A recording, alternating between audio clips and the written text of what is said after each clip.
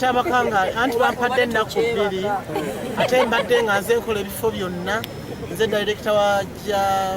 wa health nze ED deputy kati eyo n'ebifo mukulu yabadde abimpadde naye kati nga akambiweeyo naye bino byetukoze leero si byankomeredde tukya consultinga tubawadde bagira batandikako then afterwards tujja bakonfirming nga tebagenda kubeera mu office ennaku 10 emyezi 3 mbasibiridde twabalonze nga tusinziira ku bintu nga 3 obusobozi bwabwe ekyokubiri obuntu bulamu bwabwe n'okuba nti babadde tebannaba kwenyigiramu tebalinako mbeera mbi gye tebawulirako nga ya corruption so ne tugamba katusinziira awo tubalonde tubasaba baleme kwenyigira mu mize gyonna ekikontana n'eggwanga lyaffe lino tubasaba bere nga bazze kusaavinga bantu bakole service delivery kubanga kyekyetagisa mu KCCA batugatteko era bagenda tuwa plani yaabwe gye bagenda okukolerako emyezi 3 gye bagenda okubeera mu office bibona bakoze bulungi community enge esimye tomanya bayinza okubaga nti kati mugende n'ekisajja ky'emyaka 3 era tebakoze bulungi ate abalala bajja kujja kuba tugenda ku advertisinga public service commission emaze oku advertisinga era bagenda kubanga bakola kyemirimu gijja kubeera before ebijja kubanga biribeera replaced naye anything can happen ekintu kyonna kisobola okubeerawo anytime tomanya okusinziira ku advice bana batuwadde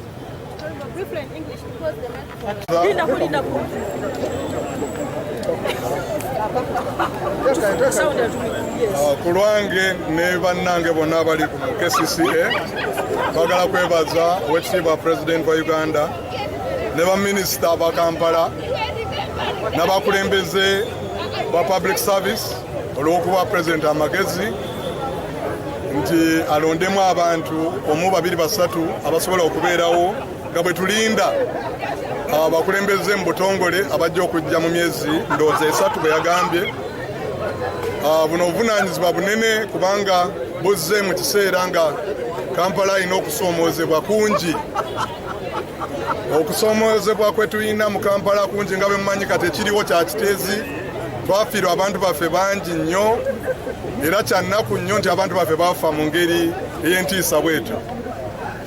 tulina okusoomoozebwa mu byentambula mu nguudo mu gabeji byonna mubimanyi kubanga muli bannakampala kusoomoozebwa kunene naye kyensobola okwogerako olunaku lwaleero kuba wakweyama ndinze ku lwange ng'omukulembeze gwe balonze nkola bulungi ne bannange ba directors ne staff bonna aba KCCA tugenda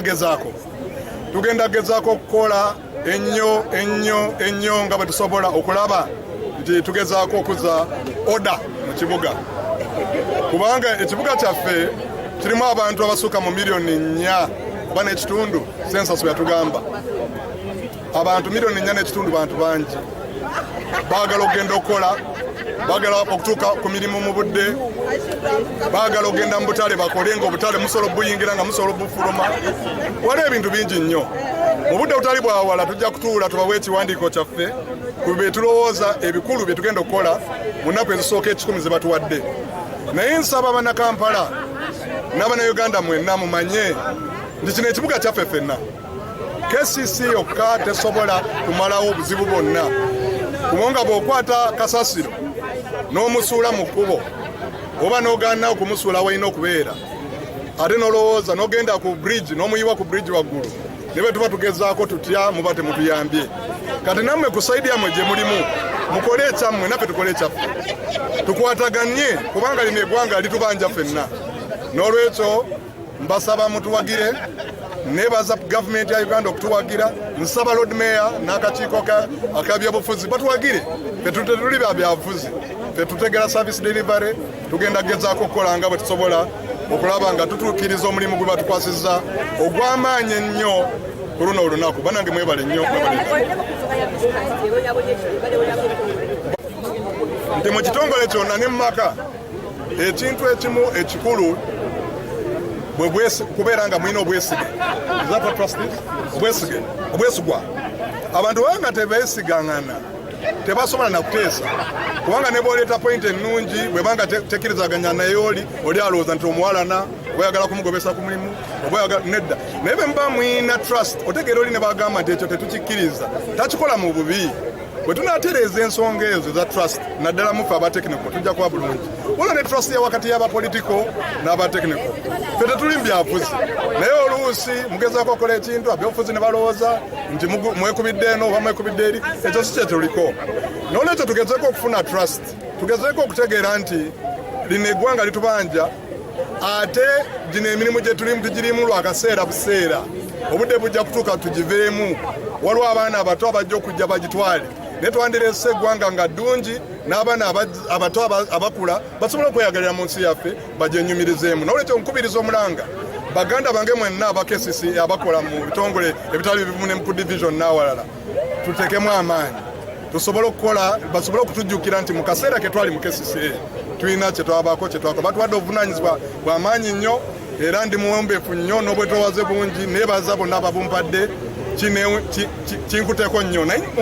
nsembayo n'okwebaza Katonda kubanga nze ku lwange nagambye dda nti nze sirina ba godfather nze sirina abantu banene bemanyi tebayinza okunjogerera ndowooza Katonda wange yanjogeredde oba n'emirimu gye nsobodde okutuusaako emikono okulaba nga bampa obuvunaanyizibwa obw'amaanyi nga buno nsaba na Kampala bannange n'Abannayuganda mutusabire ffenna tusobole okutwala ensi yaffe simanyi era neeyamye nze n'aba leadership empyezze tugenda kutandikira ku ekyo okulaba nti ensonga y'abamaama baffe abakola ku street abeera enguudo bamaama baffe basenga baffe abantu baffe bajjajjaffe tetusobola kugenda mu maaso nga bali mu mbeera nga gye balimu tugenda kukola kyonna ekisoboka okulaba nga tukitereeza ate ne mu maaso kireme kuddibwamu kati aba enforcement bombagambye kubanga enforcement ekola omulimu gwa ttendo omanyi abantu bwe baba tebagoberera amateeka then temulina kyemuyinza kukola kubanga tuteekawo amateeka genda okugobererwa naye ne bwobanga ogezaako okulaba nti abantu bagoberera amateeka olina okukikola mu ngeri nga nayo eri mu mateeka totulugunya bantu tobba bintu byabwe toberakola bintu b'ebintu era nze ku lwange mbagambye mbadde director wa legal era nga enforcement eri wansi wa legal sigenda kutoleratinga corruption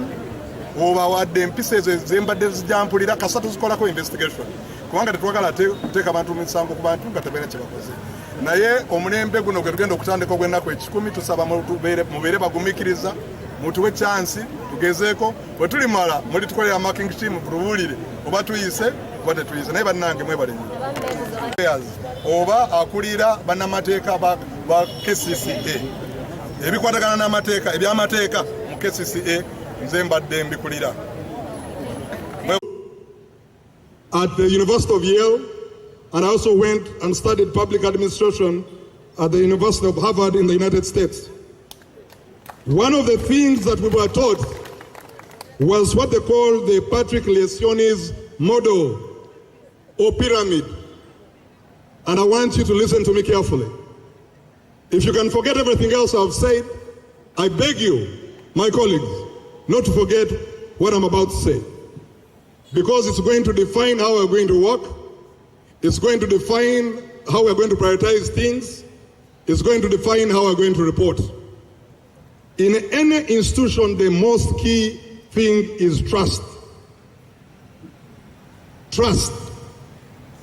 Trust. Trust one another. When team members are genuinely transparent and honest with one another, it forms a safe environment that creates and builds vulnerability-based trust. This institution, in the 1.5 years I've been here,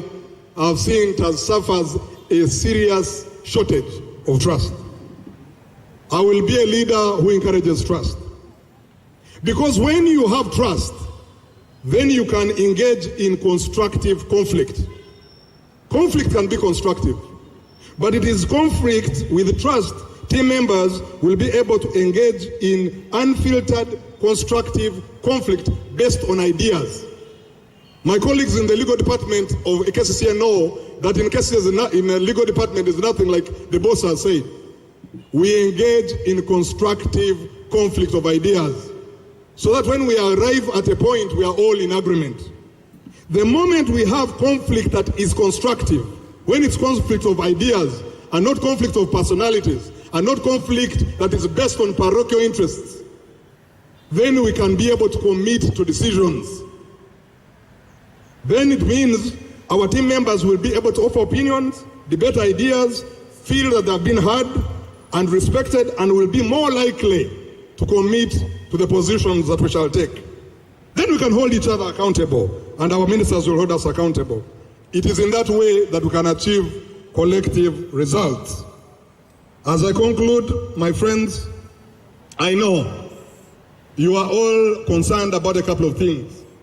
I know that Kitezi is highest on our agenda: finding the land, the emergency response, dealing with the aftermath, the compensations, etc., etc. But I also know that some of you are uncomfortable about the human resource manual. You're not sleeping because you've heard things about that manual. I want to tell you that we are hearing you and we're going to pay attention to it. I know that our law enforcement assistants are asking themselves, when shall we get contracts? I can tell you we are going to do our best to make that a priority. I know that people in the cleaners were asking, when are we going to get paid? And we're asking ourselves, is the problem money? I was asking my colleagues, don't we have money? Why aren't we paying? And then I was told, maybe it was because of the way we planned the contracting process that there have been some delays. But let us tell the cleaners of this city, our mamas who are on the streets of Kampala, we see you, we know you, we recognize you, we are going to deal with your problem. Garbage is everywhere and everybody is complaining. My sister is just telling her that now that you have walked into the big shoes of Dr. Okello, I have never seen a man who was always on the phone running up and down like him, but I trust that my sister is also very solid. Let us know that we have to sort out the garbage in this city. The issue of trade order, I cannot explain. But let me again tell our friends in enforcement, the enforcement community of KCCA, you are the faces of our people, of us when you're in the streets. I will defend you as I've defended you all the time. But if you continue doing things that embarrass us, I will be one of the people who will take you to the crucifixion cross. And I'm saying it because I know the cameras are here, because I know I'm going to be held accountable. We will not tolerate joking around with our people and giving government a bad name. So why don't you clap for that?